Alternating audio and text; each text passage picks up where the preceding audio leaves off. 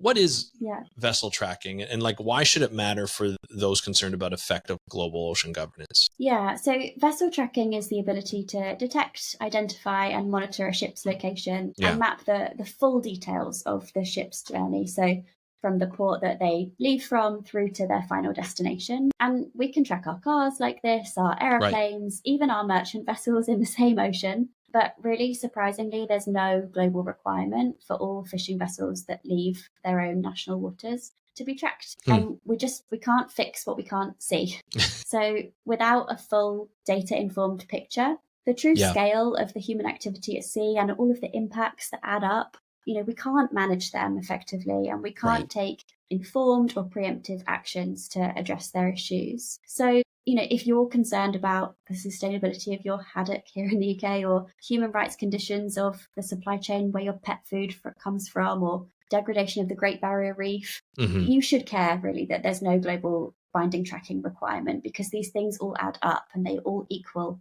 increasing pressure on our ocean. Knowing what fishing vessels are doing and where allows us to understand the pressures, how they accumulate, and how we can manage them before they do irreparable damage to our ocean's health. Yeah, and it's really interesting too, because I think, when you talk about vessel tracking for fishing, you would think that all fishers don't want people to know where they go. They have their own special spots, so they'd be against it. But there's a number of examples where that hasn't been the case. I remember when I was in school, and I was in graduate school, we had Brian Day, who was heading of the Great Barrier Reef Marine Park at the time in early 2000. He came over. He was a good friend of my supervisor, John Roth, and he came over and he did a presentation on how they increased their no-take areas, or their nobody goes in those areas, from 3% to 33%, I think, at the time. So they increased it by 30%, but they did it using vessel tracking. So when they put in the Great Barrier Reef Marine Park, they actually put trackers on fishing vessels. And so when they looked at where they were,